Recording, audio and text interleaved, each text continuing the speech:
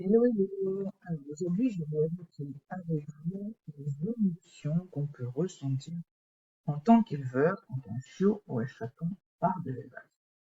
Parce que oui, quand on n'est pas marchand, et même si on doit faire une vente ou un placement un peu dans l'urgence, et à plus forte raison quand il est né à la maison, on ne peut pas rester insensible au départ d'un bébé.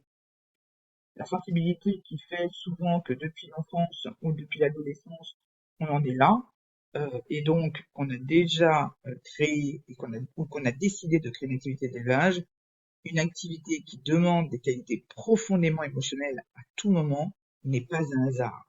On a les phases de reproduction, les accidents, les urgences vétérinaires, les engagements concours de beauté au travail, avec les résultats qui suivent, bien sûr, les décès, les naissances, mais aussi évidemment les départs. Et tous ceux qui ont élevé au moins plus d'une portée savent qu'on passe par des phases effectivement qui sont des hauts et des bas sur le plan émotionnel, et que finalement, ce qui nous fait tenir, hein, c'est vraiment cette passion, cette envie de continuer, ça nous tient aux tripes, quoi, hein, vraiment. Et donc les départs, eh bien, ça se fait pas toujours de façon aussi facile que ça en a l'air, en tout cas de ce que les gens peuvent voir de l'extérieur. Voilà. Donc en tout cas, le départ d'un chiot ou d'un chaton de l'élevage, c'est toujours un moment qui est empreint d'émotions qui sont contrastées pour l'éleveur, c'est-à-dire qui sont diverses et variées. Il y a d'abord la joie de voir un petit être qu'on a vu naître et grandir, rejoindre sa nouvelle famille, où il sera, en tout cas on l'espère, aimé et chéri. Enfin, c'est ce qu'on espère le plus, bien sûr. Bon, c'est l'aboutissement d'un travail de longue haleine, de soins constants et d'une attention de chaque instant. Néanmoins, ce départ s'accompagne souvent d'un pincement au cœur.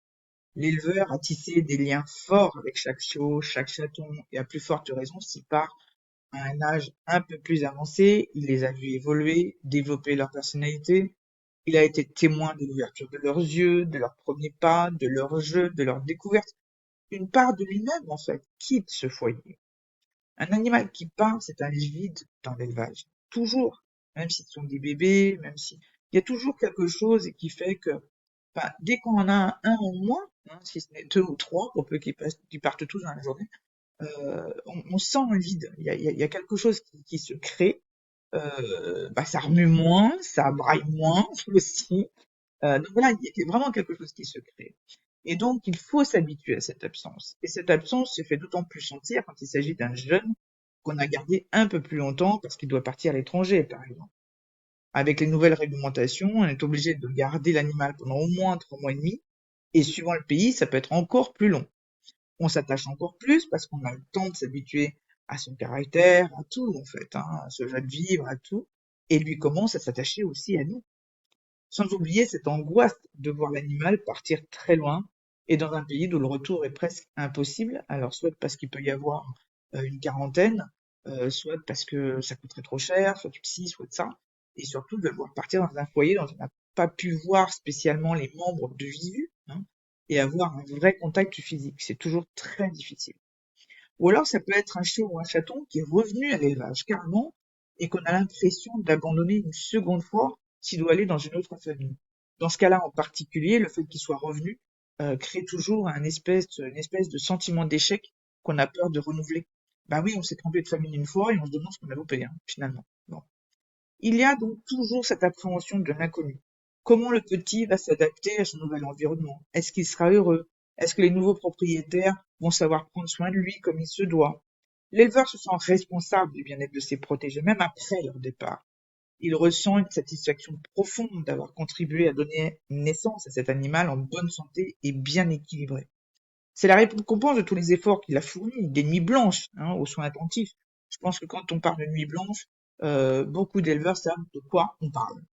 Que ce soit pour les mises bas, que ce soit pour veiller notamment sur des portées de chiots, alors, aussi sur des portées de chatons quand c'est vraiment très petit par exemple, mais surtout sur des portées de chiots de grosses races ou des races qui sont lourdes, et donc il faut vraiment veiller pendant pratiquement 24 heures sur 24 pendant au moins 15 jours, 3 semaines pour être sûr que la maman ne les écrabouille pas. Oui, bon. Donc l'éleveur espère que les nouveaux propriétaires vont prendre autant soin de lui que ce qu'on a fait pendant les 2, 3 premiers mois et lui offriront une vie heureuse. Certains éleveurs mettent en place un suivi en demandant des nouvelles de l'animal et en offrant leur soutien aux nouveaux propriétaires. Mais finalement, l'éleveur a souvent passé du temps à sélectionner les familles adoptantes en s'assurant qu'elles correspondent aux besoins de ce chiot ou de ce chaton. Il y a donc un sentiment de confiance envers ces familles, avec l'espoir qu'elles sauront offrir un environnement aimant et adapté. Bien sûr, il ne s'agit pas de faire de l'ingérence en demandant des nouvelles, etc., et de forcer les propriétaires à envoyer des photos ou de donner des nouvelles. Non, c'est juste de montrer qu'on est présent, que ce soit dans les bons, les mauvais moments, de répondre aux questions, même les plus basiques, hein, et de rassurer l'adoptant plutôt que de le voir se faire monter le bourrichon par des gens au mieux incompétents, au pire agit de dénigrer notre travail. Mais par-dessus tout, il y a la satisfaction d'avoir contribué à apporter de la joie dans un foyer.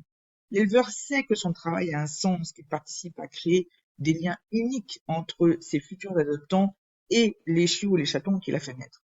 C'est cette pensée qui l'aide à surmonter la nostalgie et à se préparer à accueillir, évidemment, plus tard, de nouvelles portées, de nouvelles histoires, de nouvelles émotions. Et personnellement, je me souviens que pour chaque départ, je ne me posais qu'une seule question. Est-ce qu'il sera aussi bien ailleurs, voire mieux que chez moi? Si une petite voix me soufflait que non pour la famille qui avait été choisie, eh bien le chiot ne partait pas là-bas. C'était aussi simple que ça. Alors en plus des émotions écrites, ou en tout cas décrites dans ce que j'ai dit juste un peu plus haut, il y a surtout l'appréhension de la façon dont ce chiot ou ce chaton va évoluer sur le plan racial.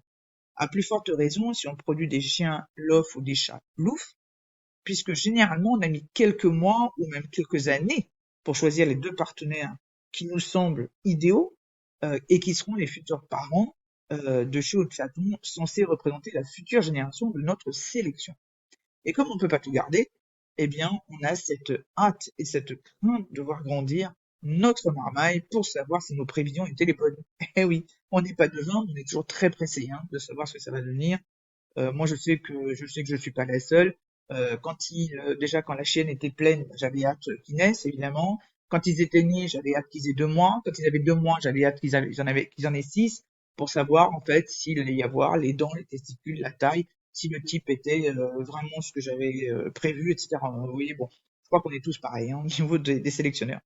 Mais on va dire que, en résumé, le départ d'un chou ou d'un chaton, c'est un mélange complexe d'émotions pour un éleveur qui vont de la joie à la tristesse, en passant par la responsabilité et la satisfaction.